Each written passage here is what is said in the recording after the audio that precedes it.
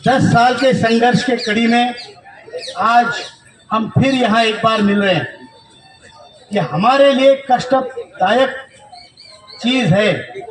ये हमारे लिए एक प्रकार से बहुत कष्ट करके यहाँ आने की ये घड़ी है, लेकिन उससे ज्यादा सरकार के लिए बेशर्मी की घड़ी है।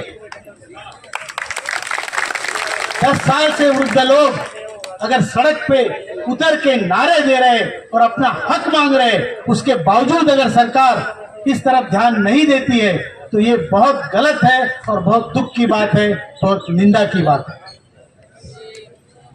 हमें अपना हक लेने का अधिकार है और हम शांतिपूर्ण ढंग से कर रहे हैं, इसका मतलब ये नहीं। लेकिन हमने ये देश बनाया है और जो देश हमने बनाया उस देश का स्वरूप हम बिगाड़ना नहीं चाहते। हमारी पीढ़ी इस देश को बनाने में लगी थी और जो आजकल के बच्चे आप देख रहे हैं यहाँ पर आके जिस तरीके से उन्होंने आंदोलन किए, सरकार उनकी तरफ ज्यादा ध्यान देती है। ये अच्छी बात नहीं है।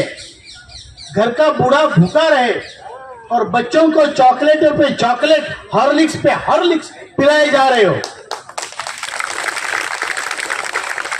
बेकार हो जाएंगे। वो किसी काम के नहीं रहेंगे।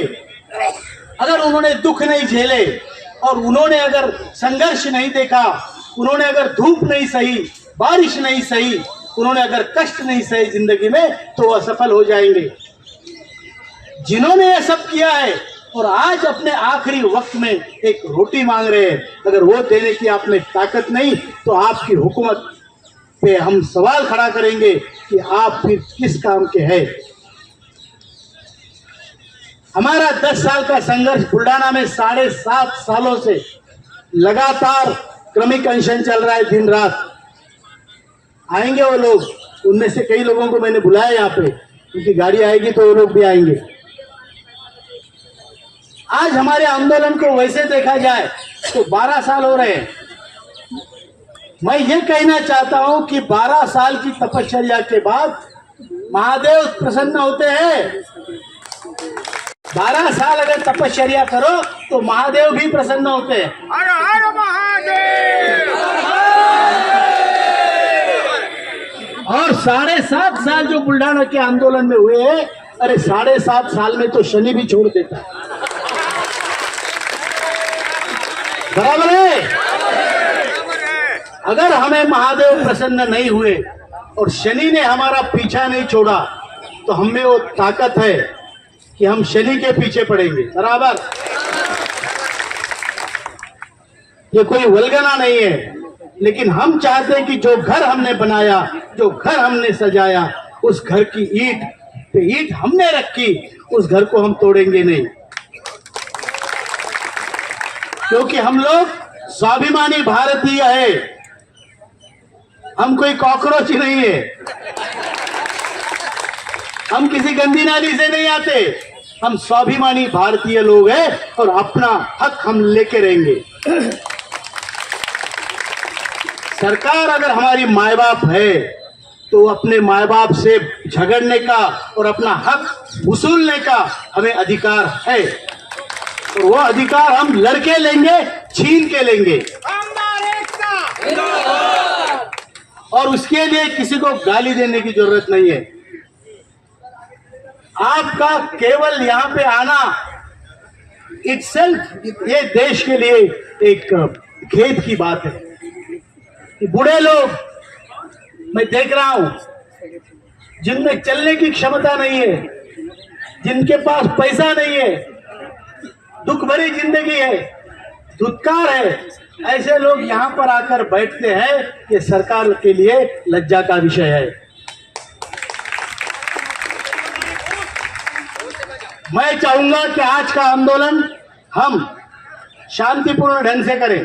कारण है, इसका कारण ये नहीं कि हम किसी से डरते हैं वगैरह वगैरह। इसका कारण ये है कि हमने अपने आंदोलन की जो नोटिस सरकार को दी है वो स्टेप बाय स्टेप आंदोलनों की है।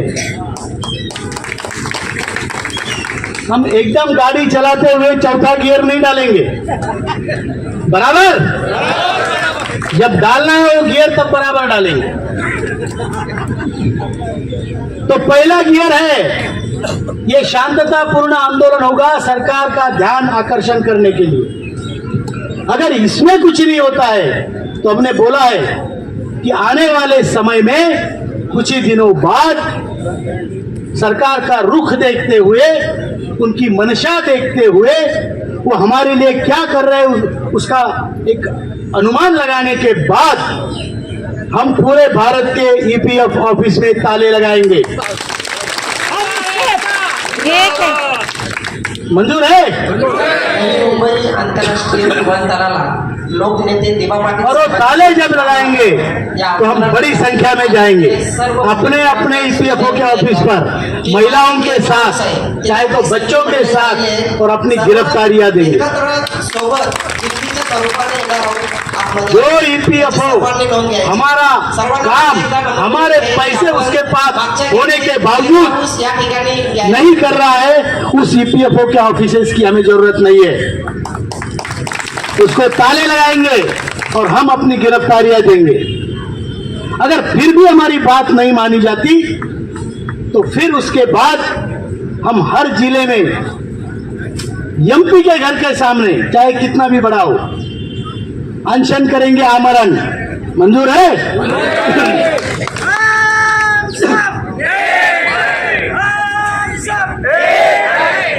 किसी को डरेंगे नहीं।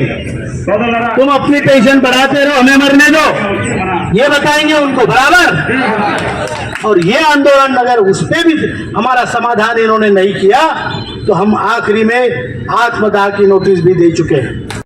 हमारी मांगे पूरी, हमारी मांगे पूरी। कमांडर साहब तुम आगे बढ़ो, हम तुम्हारे साथ हैं। कमांडर साहब तुम आगे बढ़ो, हम तुम्हारे साथ हैं। ज्येष्ठ भारत, श्रेष्ठ भारत।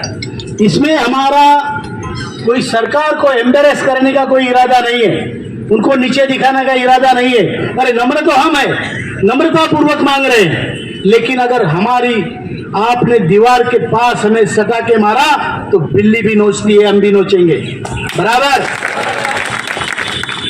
और ये जब हम करेंगे तो इसका मतलब सरकार को समझना चाहिए हमारी नोटिस के द्वारा कि लोगों के मन में कितनी उद्विग्न भावना है, लोगों की भावना कितनी तीव्र है, और इसीलिए सरकार ने हमारा काम करना चाहिए।